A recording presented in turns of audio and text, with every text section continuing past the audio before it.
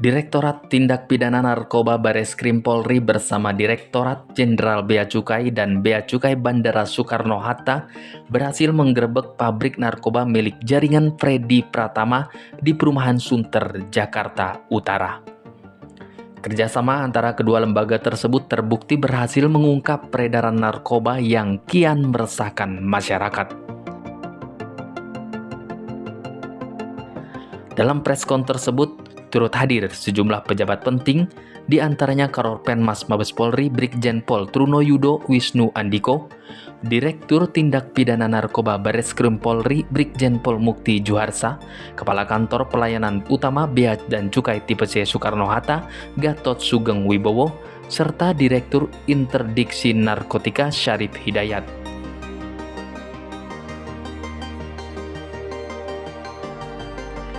Karopenmas Mabes Polri Brigjen Pol Truno Yudo Wisnu Andiko menyampaikan apresiasi atas kerjasama antara Polri, Bea Cukai, dan seluruh pihak terkait dalam menangani peredaran narkoba. Ini kita perlu ketahui dulu, harus disadari pertama bahwasanya permasalahan penyalahgunaan narkotika ini adalah suatu problema yang sangat kompleks ya, maka perlunya ada dukungan dari seluruh stakeholder. Di sini di hadapan kita bersama-sama ada Bapak Direktur Narkoba Bareskrim Polri, terus kemudian juga ada Bapak Kepala Kantor Bea Cukai Soekarno-Hatta, ada Bapak Dir Bea Cukai, Interdiksi Bea Cukai, kemudian juga seluruh stakeholder. Tentunya ini dalam rangka mendukung dan mewujudkan dari semua pihak untuk mencapai tujuan yang sesuai dengan amanah undang-undang pada pasal 35, Undang-Undang Nomor 35 Tahun 2009 ya, tentang narkotika. Selain itu, Direktur Tindak Pidana Narkoba Bareskrim Polri Brigjen Pol Mukti Juharsa menjelaskan bahwa penyelidikan ini dilakukan selama 4 bulan berawal dari laporan Bea Cukai Bandara Soekarno-Hatta terkait barang-barang bahan baku untuk narkoba yang masuk ke Indonesia. Berkat kerjasama intensif antara Direktorat Tindak Pidana Narkoba Bareskrim Polri dan Bea Cukai, pabrik tersebut berhasil diungkap. Jaringan atau lab ekstasi yang mana dikendalikan langsung oleh DPO kita, yaitu Freddy Pratama. Ya, saya ulang lagi bahwa lab ini adalah dikendalikan langsung oleh Freddy Pratama melalui orang-orangnya. Ya.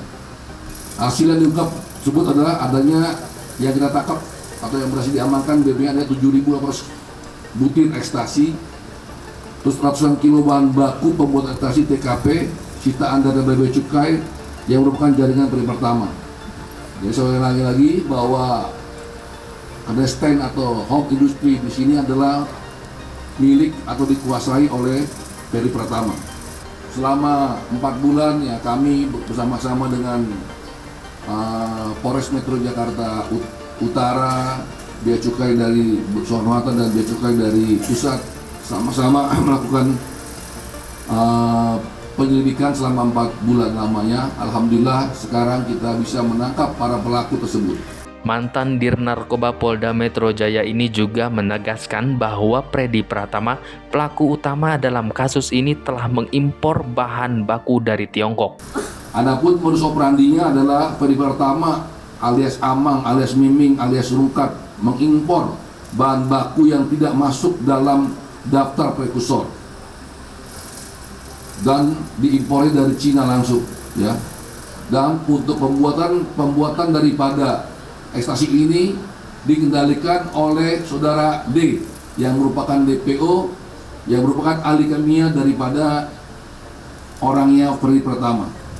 Sedangkan Kepala Kantor Pelayanan Utama Bea dan Cukai Tipe C Soekarno-Hatta Gatot Sugeng Wibowo menjelaskan bahwa barang-barang tersebut awalnya diimpor dari Tiongkok dengan label pigmen. Namun setelah diperiksa lebih lanjut, ternyata mengandung senyawa yang digunakan sebagai bahan baku pembuatan ekstasi.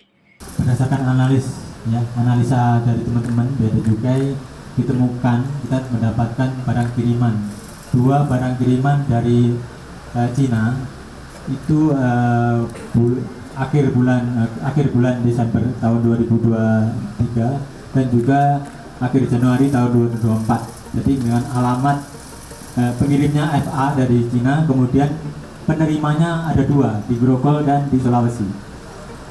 Total barangnya diberitahukan pigmen ya, itu senyawa yang mungkin kimia untuk kebutuhan pertanian. Pemberitahuannya seperti itu. Jadi jumlah totalnya 53 kilogram. Kemudian setelah kita buka, ternyata ada bongkahan berwarna kuning keputihan. Ya. Itu setelah kita lab laboratorium kita di Bea Cukai, ternyata itu adalah senyawa namanya metilamin HCl. Ya. Ternyata setelah kita ini itu salah satu bahan baku untuk buatan ekstraksi. Direktur Interdiksi Narkotika Syarif Hidayat menekankan pentingnya pengawasan terhadap pabrik-pabrik ekstasi di Indonesia.